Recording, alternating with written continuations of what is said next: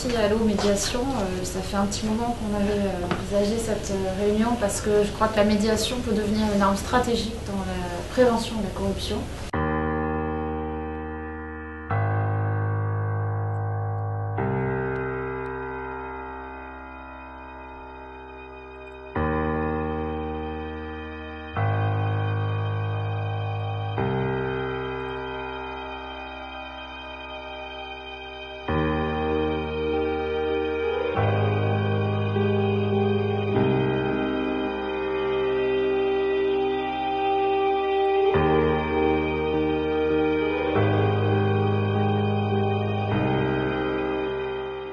Qu'est-ce que la médiation? Qu'est-ce que la médiation citoyenne? La médiation citoyenne est aux citoyens ce que la médiation institutionnelle est aux administrations, à savoir une représentation exclusive des droits du citoyen. La question qui se pose en pratique est que si la médiation institutionnelle est une représentation exclusive des intérêts de l'administration, alors la médiation citoyenne a vocation à représenter exclusivement les droits des citoyens. Cela concerne aussi bien les citoyens personnes physiques que les citoyens personnes morales, aussi bien les entreprises que les collectivités. Ainsi, la médiation citoyenne a vocation à accompagner aussi bien des dirigeants, des chefs d'entreprise qui sont confrontés à des situations de violence pour avoir dénoncé des faits de corruption, que des lanceurs d'alerte qui subissent, on l'a dit tout à l'heure, également des procédures de harcèlement disciplinaire et discriminatoire pour avoir dénoncé également des faits de corruption. Il est d'ailleurs tout de même curieux qu'au stade de la plainte, et alors même qu'aucune qualification juridique n'a été établie, certains dirigeants entrent dans une passion indigne des gouvernants, violant tout à la fois leur obligation économique et juridique de résultat, et font une affaire personnelle de ce qui devrait relever d'une bonne gouvernance, utilisant tout ce qui est en leur pouvoir pour écraser les plaignants et lanceurs d'alerte, allant jusqu'à refuser les demandes répétées de médiation des victimes, car ils se sentent coupables et savent que leur impunité est garantie en fait pour ne pas dire en droit. Ces refus quasi systématiques de la médiation et même de la médiation légale obligatoire sont dus, d'une part, à l'incompétence de certaines juridictions du fond, et d'autre part à la neutralisation de la médiation par la médiation institutionnelle, ce qui justifie notre action pour une restauration de la médiation citoyenne. J'en arrive au deuxième point qui concerne la relation entre la lutte contre la corruption et la médiation citoyenne. Le point de convergence entre la lutte contre la corruption et la médiation citoyenne résulte du fait que la médiation elle-même n'a pas été épargnée par la corruption. Il a été dit tout à l'heure qu'Anticor lutte contre toutes les formes hybrides de corruption. Il en va également ainsi donc de l'institutionnalisation des lobbying. Cette forme de corruption la plus inodore, la plus indolore qui soit, et qui pourtant est d'une violence inouïe dans les faits, car elle neutralise quasiment clandestinement les droits des citoyens.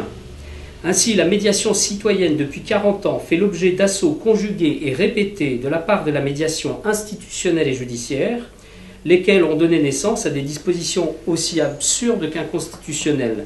Je pense ici notamment à la procédure participative, qui a ravalé la médiation au rang de négociation et même de sous-négociation.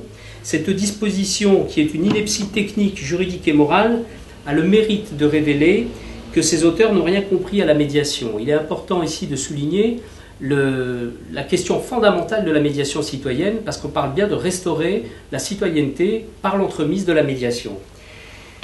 Mais le couronnement de ces inepties a été atteint avec l'introduction d'une procédure conventionnelle de médiation dans un code de procédure civile, soit la liberté de conclure délimitée, ce qui, vous l'avez compris, est parfaitement anticonstitutionnel.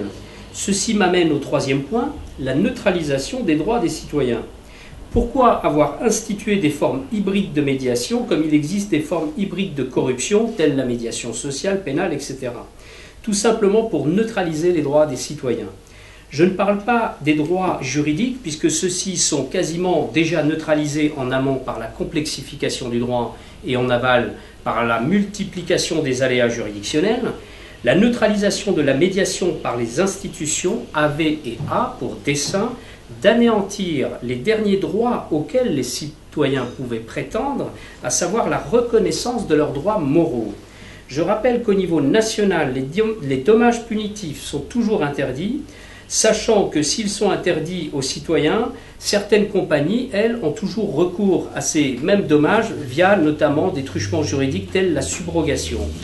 Pour finir, je donnerai un exemple simple de cette volonté déterminée de neutralisation des droits juridiques et moraux des citoyens qui passe également par la neutralisation de la médiation.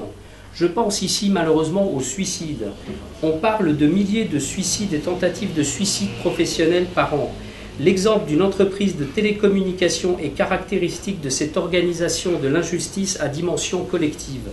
À savoir que, selon les sources du journal Le Monde, il y a eu plus de 60 suicides atteints en 3 ans, sans parler des tentatives de suicide au sein de cette organisation que je n'ai pas besoin évidemment de nommer, soit par des défenestrations, des immolations ou des mutilations.